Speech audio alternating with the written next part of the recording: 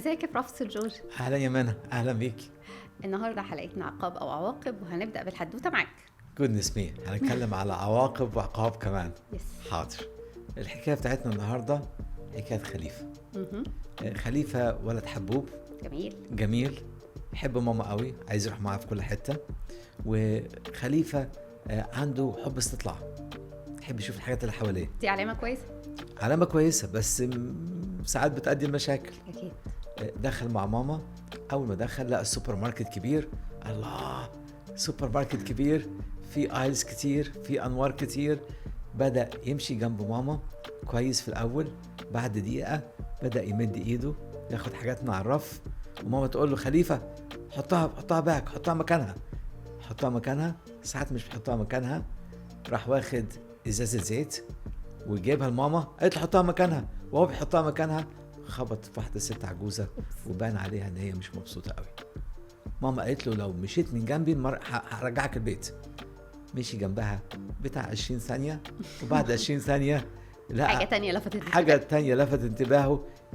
المرة دي غطس عليها، نط عليها عشان يجيبها ويشوفها. ماما قالت له بس كفاية، تعالى هنا. ماما وشها اتغير، الناس بتبص عليها، صوتها عالي، حست ان هي احرجت قدام الناس. راحت ماسكه خليفه من ايده وراجعت العربيه، وراحت مقعدها على كرسي العربيه وبقول لها ماما معلش. قالت مش عايزه اسمع صوتك. راحت واخده خليفه على البيت. داخله البيت كان باباه واخواته هناك. بصت لباباه قالت له خليفه ما ينفعش يجي معايا تاني شوبينج، خرب الدنيا وانا كنت مكسوفه، خليه معاك في البيت. وراحت سايباه وسايبه البيت لانها كانت متنرفزه، ورجعت تعمل شوبينج لوحدها وسابت خليفه في البيت. دي حكايه خليفه. وماما عاقبته ان رجعته البيت بالطريقه ديت. هي ماما كمان وراها حاجات كتير. انا مش بلوم ماما، وراها حاجات كتير واحرجت في الشوبينج. خليفه خبط في واحده ست عجوزه. خليفه عمال يحط ايده في كل حاجه ويرجعها مكانها، ومش بيرجعها مكان تاني. وماما بتفكر في حد بيبص علينا دلوقتي في الكاميرات وبيقول الولد ده هيعمل مشكله. وده ياخدنا لسؤال، تفتكر ليه الناس بتعاقب الاولاد؟ الاسباب كتير. اول سبب ان انا مش عاجبني السلوك، وعايز انهي السلوك ده دلوقتي وللابد. فانا عايز الاقي طريقه تبقى حازم، ادمر السلوك ده. لازم تبقى حازم وتنهي الموضوع. طبعا. فده جزء. في جزء تاني وانا بسمعه كتير، وانا مبسوطه ان الناس بتقوله، لان ده معناه ان عندهم وعي ايه اللي بيحصل. لان هو انا قلت له اكتر من مره وهو ما سمعش كلامي وهو ما احترمنيش، يستاهل يتعاقب. بالظبط، احترامي انا. بس في نقطه تانية برضو في كلامك مظبوط. في حكايه مامة خليفه، جزء من الاساسي ان هي عاقبت خليفه ان هي احرجت. حست بالاحراج قدام الناس، وحست الناس بيقولوا ماما دي مش مربيه الولد ده كويس. للاسف ان الاهل كتير بيخافوا من الجزء دوت، بس كمان في جزء كبير فكره انا كمان مش عارفه اعمل معاه ايه. بالظبط، وده اللي هنحاول نوصل له النهارده. بس انا مشكلتي مع العقاب ان العقاب بيخش في الذاكره الخفيه. اتمنى الناس تكون فاكره لما اتكلمنا على الذاكره الظاهره والذاكره الخفيه. الذاكره الظاهره لما انا بفتكر وعارف ان انا بفتكر انا فطرت ايه النهارده الصبح، اتغديت ايه النهارده، ايه في الايام، انا ورايا ايه اعمله، وانا واعي للذاكره الظاهره. الذاكره الخفيه زي ما الاسم بيقول مستخبيه. خليفه لما تعاقب بالطريقه ديت، ده دخل في كتاب الذكريات بتاعته في اللاوعي، ويأثر على سلوكه في المستقبل بطرق خليفه. هيبقى زياره السوبر ماركت دايما مشكله، ويمكن زياره حاجات تانية، ويمكن علاقته بمامته. احكي لك حدوته بمناسبه الذاكره الخفيه والظاهره. احنا بنحب الحواديت في البرنامج. بس دي لي علاقه بيا. اوكي. وانا صغيره بدات البس نظاره من عمر صغير قوي، وفعلا ما كنتش بحبها خالص.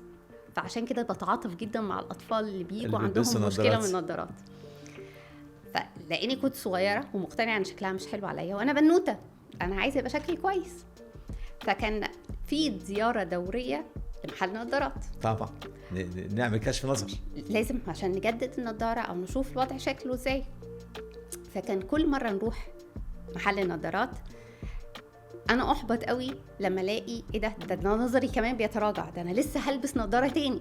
ده في قلق، في خوف كمان، النظر بيتراجع. بالظبط، انت بيبقى عندك تحفز مستني تشوف انا امتى هقلع النضاره دي لاني مش حباها.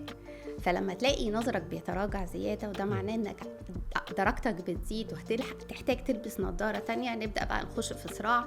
طب جربي النضاره دي، لا مش عجباني. طب جربي النضاره دي، لا مش عايزاها.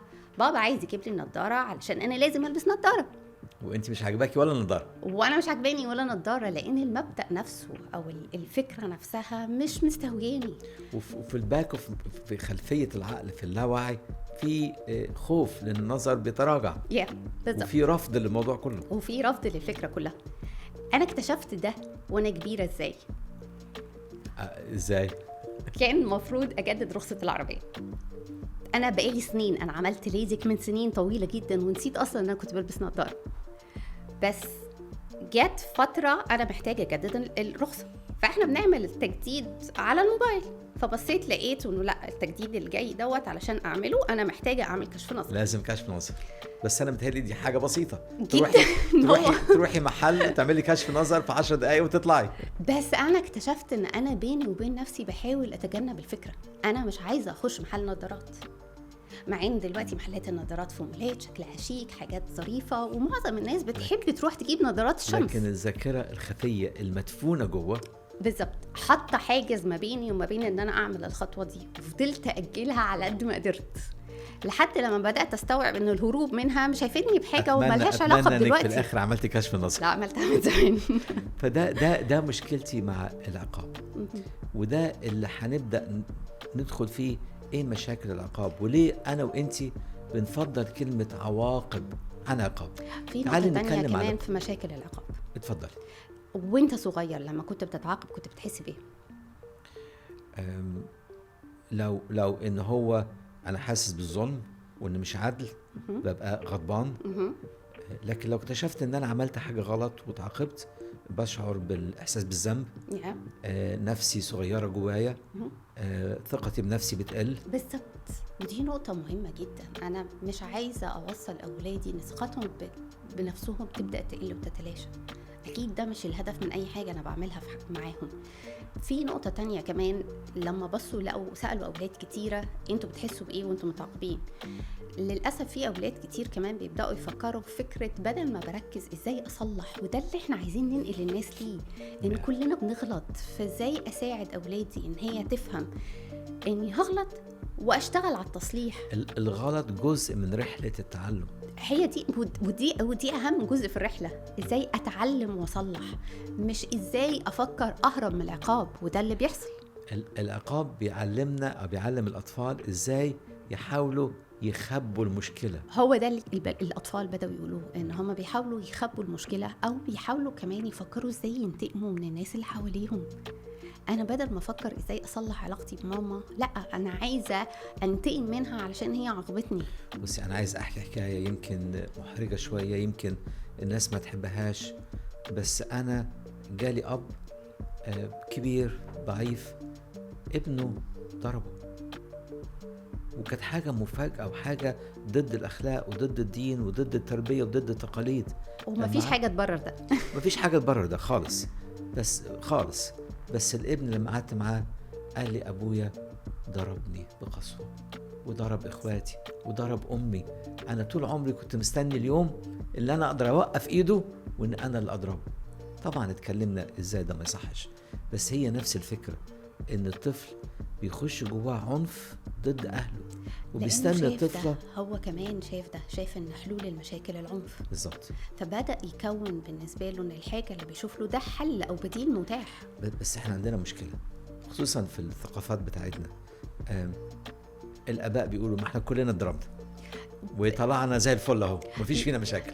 انا عندي ردود كتيره جدا على الجمله ديت، من بدايتها ان لا، كان ممكن تطلع احسن لو كانت الناس علمتك ادوات تانية بالظبط غير الضرب. وده اللي عايزين نتكلم عليه. العنف اللي اولادنا بيتعلموه من البيت وبيحصل في المدرسه. برضو من الحكايات في العياده بتاعتي ان طفله اهلها جابوها لان هي هتترفد من المدرسه عطتها انذار، لان الطفله ديت بتضرب العيال في المدرسة وبعنف، بس لما رجعنا الموضوع لقينا أهلها بيضربوها في البيت. بالظبط. هي اتعلمت الضرب منين؟ شافته فين؟ عرفت ان ده أداء امتى؟ الأولاد مونكي سي مونكي دو، هم بيشوفوا الحاجة بيبدأوا يقلدوها. بالظبط. مهما أنا قلت لها لا يا حبيبتي ما تضربيش حد، لا يا حبيبتي ما تضربيش حد، مجرد ان أنا انفعلت ومديت ايدي. في توابع كتير لده. كان في حد من الناس اللي كتبت كتب التربية كان بيقول جملة لطيفة جدا، كان بيقول لك العنف الجسدي ده عامل زي السلاح النووي. بالظبط. انت بتحب الجملة دي؟ أنا بحب الجملة دي. ازاي هو زي السلاح النووي؟ في دول عندها سلاح نووي، والسلاح النووي ممكن يشيل المشكلة خالص، بس الدول دي نادر ما تستعمل سلاح. احنا عارفين حادثة واحدة في التاريخ، بس الدول دي مش بتستخدم السلاح النووي، لأن السلاح النووي ليه تأثير بيستمر لأجيال على أعدائهم وعليهم وعلى العالم كله. فهي الفكرة إن مفعوله طويل الأجل على الأجيال. الطفل اللي أنا بضربه النهاردة بعلمه ازاي يعامل اولاده بالطريقه ديت، وازاي يعامل مراته بالطريقه دي، وهو نفسه بتفضل جواه رواسب كتيره جدا لمشاعر سلبيه ناحيه الموقف اللي حصل. فالعنف الجسدي هو السلاح النووي اللي استخدامه ليه تاثير سلبي لاجيال قادمه، وضريبته بتفضل تدفع فتره طويله قوي. الغريب او الواضح يعني ان مع العنف الجسدي الاطفال بينسوا سبب العقاب وبيفتكروا حاجة واحدة، بابا كان متعصب، بابا كان بيضربني، ماما كانت بتضربني. لا، والحقيقة كمان ان الدراسات ورت ان الاولاد على اختلاف اعمارهم او فئات العمرية ما بيفهموش الضرب. هو عنف تحت سن 3 سنين هو مش فاهم اصلا هو بيتضرب ليه او ايه اللي بيحصل. بعد كده بيفسروا الموضوع ده على ان بابا كان متعصب او ماما مزاجها مش كويس، لكن ما فهمش ان انا عملت حاجه غلط فاتضربت. بالظبط. بالعكس، بتبدا تبص ان الاولاد بيبداوا يكذبوا، بيبداوا يخبوا، بيبداوا ما يلجأوش ليك لما يكون في مشكله، لان هو انت نفسك تهديد عليهم، فانا مش هلجأ للتهديد. زي فكره جنه الامان. انا لو ابني بيجي لي متعور بضربه واقول له انت ليه ما خدتش بالك؟ انا مش قلت لك؟ مش عندك عينين في وسط راسك؟ غير خالص يا حبيبي، تعالى انا مبسوطه انك بتجيلي، وطبطب عليه وساعده يرتب مشاعره. عشان كده حقيقي رساله حلقتنا النهارده عايزين نبعد تماما عن كلمه عقاب ونستخدم كلمه عواقب.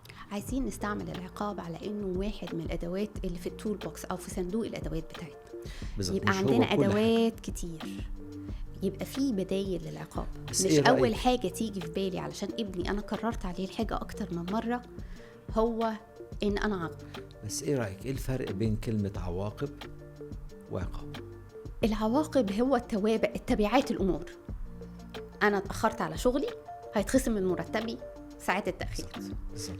انا سوقت عربيتي بسرعه هدفع فاين. لكن العقاب هو اني اخرج بره ده واحط حاجه زياده على الموضوع.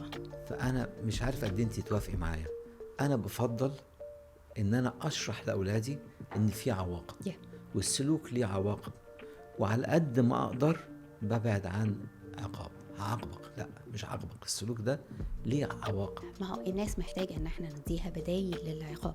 بالظبط. فمحتاجه ان احنا نزود صندوق الادوات. بالظبط.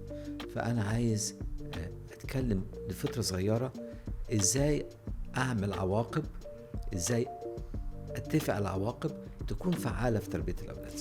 يعني هرجع للقصه اللي انت قلتها، قصه خليفه. ماما اخذت خليفه ورجعته البيت، وده كانت العواقب اللي حصلت لتصرفات خليفه. بالظبط. اوكي. وهي عاقبته، وده كان وهو شايف ده على انه عقاب، لان ماما مشيت بعد كده وسابته. وبعد كده ماما وهي جايه بتلبس، وايه ده انتي رايحه فين؟ انا رايحه السوبر ماركت، ممكن اجي معاكي؟ لا يا خليفه مش هينفع تيجي معايا، انا نفسي تيجي معايا حبيبي بس مش هينفع تيجي معايا. ليه يا ماما؟ تفتكر ليه يا خليفه؟ عشان المره اللي فاتت كنت هوقع الست وما سمعتش الكلام. ايوه حبيبي بالظبط كده. ايه رايك المره دي انت مش هتيجي معايا، بس انا مبسوطه منك انك عرفت عملت ايه غلط، فالمره الجايه هيبقى فيه فرصه تانية. وما بين الوقت دوت والمرة الجاية ماما ممكن تساعد خليفة انه يعرف هو مطلوب منه ايه في السوبر ماركت. تعمل البروتوكول بتاع زيارة السوبر ماركت، مثلاً. ازاي نتصرف. وازاي نتصرف دي بتختلف في الفئات العمرية المختلفة، بس كمان ليها ادوات كتيرة قوي. ممكن انا وخليفة نعمل سوبر ماركت في كورنر البيت، حلو. ونبدأ بعد كده اللي هو احنا هنعمل ايه ونرص الحاجة ازاي وناخد ايه. دي حاجة. ممكن ماما تقعد هي وخليفة يعملوا قصة، ولد راح السوبر ماركت وبيتصرف ازاي في السوبر ماركت وايه المتوقع منه. هنخلي ايدينا مع جنبنا، هنسمع كلام ماما، مش هنبعد عنها، هنكون دايما جنبها. ماما لما تطلب مني اجيب لها حاجة هروح اجيبها وارجع تاني احطها في المكان اللي ماما طلبته منها. او ان ماما تعمل شوبينج ليست، ماما هتكتب لستة الحاجات اللي هي محتاجاها من السوبر ماركت. ايوه انا عايزة كيس رز الازرق، يلا روح هاته. ايوه احنا محتاجين فعلا 3 علب طماطم، 1 2 3. شكرا يا خليفة. تديله مسؤوليات، تاسكس يعني. تديله مسؤوليات. فبدأنا بدل ما احنا بندور ازاي نعاقب خليفة انه تصرف غلط، لا ازاي نساعد خليفة انه يصلح. ده كلام رائع. عشان كده لما نيجي نعلم اولادنا العواقب في 4 نقط ناخد بالنا منهم. انا وانتي فكرنا بطريقة كويسة. فال4 نقط خلينا اقولهم الاول وبعدين نشرحهم. قلنا ان العواقب تكون معقولة، اوضحها من الاول، اوكي، تكون من جنس العمل، اوكي، وتكون باحترام. اوكي. فميم الف ميم الف ماما تاني. اوكي. بس ماما المرة دي مش اللي هي بتعاقب الشبشب، ماما اللي بتحط عواقب ذكية. فأول حاجة العواقب تكون معقولة بمعنى انها تناسب الفئة العمرية اللي انا بتعامل معاها، وتكون محدودة في الوقت. بالظبط. مش انا هاخد منك الايباد لمدة شهر وانا عارف ان ده مش هيحصل، وهو الطفل كمان عارف ان ده مش هيحصل. لا، وشهر كتير قوي كمان بالنسبة لاستيعاب الاطفال للوقت. كتير وقت طويل، هو نسي اصلا هو متعاقب ليه. بالظبط. فيكون معقولة في الحاجة وفي الوقت. بالظبط. دي اول نقطة، تكون معقولة. تاني حاجة اوضح من الاول، قبل ما اعمل العواقب لازم اقول لابني لو ده حصل العواقب بتاعتك طيب كذا. ايه رأيك نحكيها في حدوتة علشان تبقى الامور اوضح؟ احنا عندنا حدوتة حلوة بتحصل كل يوم. رامي بيحب الايباد بتاعه قوي زي كل الاولاد دلوقتي، ورامي شقي شوية زي كتير من الاولاد دلوقتي، ورامي ذكي حبتين زي كتير من الأولاد. فرامي قال لبابا وماما أنا عايز الآيباد بتاعي عشان أعمل واجب المدرسة. ودلوقتي كل واجبات المدارس على الآيباد، كله كده دلوقتي، بقت مشكلة كبيرة على فكرة. بس رامي جوه الآيباد الصفحات اللي ورا واجب المدرسة في عنده يوتيوب، عنده جيمز، عنده كل الكلام ده. ورامي بيعمل إيه؟ بيحط الواجب بتاع المدرسة على الآيباد، وأول ما بابا وماما يطلعوا من الأوضة يروح محرك الصفحة ويبدأ يلعب جيمز. بابا وماما يجوا يروح مرجع صفحة المدرسة تاني، ونمره في المدرسة بدأت تقل. فبابا وماما شايفين الولد بيقعد على الآيباد بالساعات يذاكر والنتائج وحشة. هو بابا وماما أكيد متأكدين إنه مش بيذاكر، عرفوا إنه مش بيذاكر. فبابا وماما عملوا بالظبط اللي بنقول عليه. قالوا له أول حاجة معقولة، العواقب تكون معقولة. فقالوا له رامي اي حاجه زي دي هناخد الايباد منك اليوم اللي هنشوف فيه انت مش بتذاكر كويس، اليوم ده الايباد هيتاخد منك. الايباد وقت اللعب، مش وقت المذاكره. وكمان اوضح، فهم من الاول قالوا له العقاب هيبقى ان الايباد يتشال وقت اللعب مش هتلعب. والحاجه الثالثه قد ايه هم قالوا له من الاول هتشال لمده الليله ديت مش هتلعب بالايباد. اوكي، لان انت استخدمته بطريقه مش صحيحه. فكان حتى الموضوع منطقي في فكره الوقت. بالظبط. فهو عملوها معقوله. اوكي، اوضح من الاول، والميم اللي بعد كده من جنس العمل.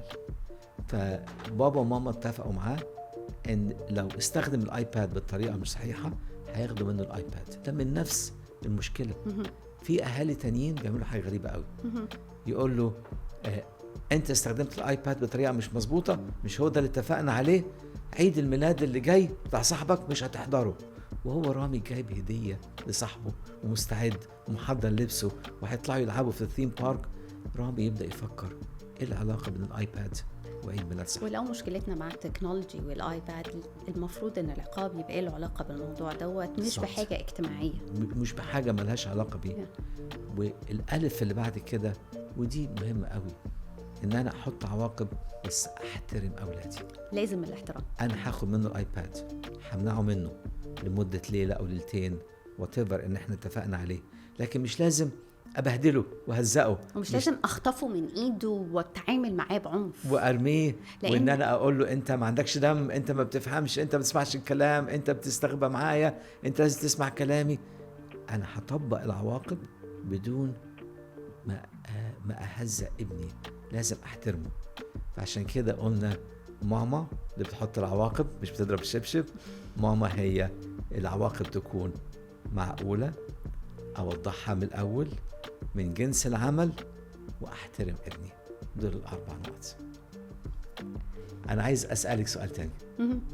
بعد كل اللي قلناه، تفضلي ان احنا نقول عقاب ولا عواقب؟ انا افضل ان الناس تتعلم ازاي تستعمل كل الادوات، لان كل ما كان عندنا ادوات اكتر هنقدر نتعامل مع مواقف اكتر بطرق مختلفة. مش دايما في حل، بس لما بيكون عندنا ادوات كتير بنقدر نبقى عندنا موارد اكتر ونتعامل في مواقف اكتر. لو العقاب هو الآلة الوحيدة اللي عندنا، هتبقى زي الشاكوش. ولو الشاكوش هو الآلة الوحيدة اللي قدامي، هشوف كل مشكلة قدامي مسمار عايز أدقه على راسه. فالنهاردة اتعلمنا عقاب ولا عواقب، اتعلمنا أضرار العقاب وإزاي نستخدمه، اتعلمنا العواقب وإزاي نطبقها بطريقة صحية عشان أولادنا ينمو بطريقة تخليهم نافعين للمجتمع.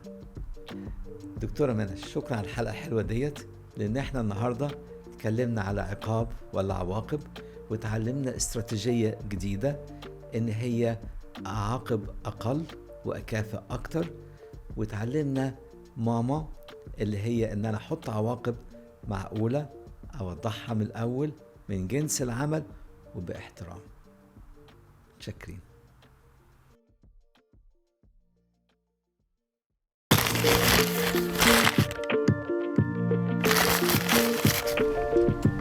محدش فينا بيحب يتعاقب، حتى كلمة عقاب بتضايقنا وبتضايق أولادنا. عايزين نتعلم نستخدم كلمة عواقب بدل من كلمة عقاب. في نوعين من الذاكرة.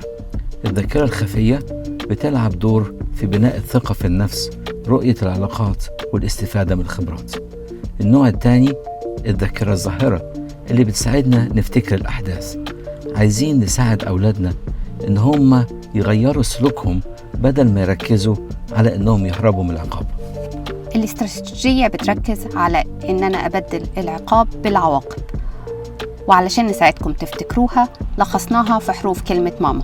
الميم الأولى معقولة تكون محددة في الوقت والمكان من غير مبالغات.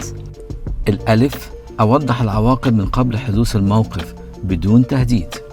الميم الثانية من جنس العمل، يعني أحدد العواقب اللي يكون ليها علاقة بالغلط اللي حصل. الألف الأخيرة أحترم ابني وبنتي حتى في وقت تنفيذ العواقب بدون إهانات.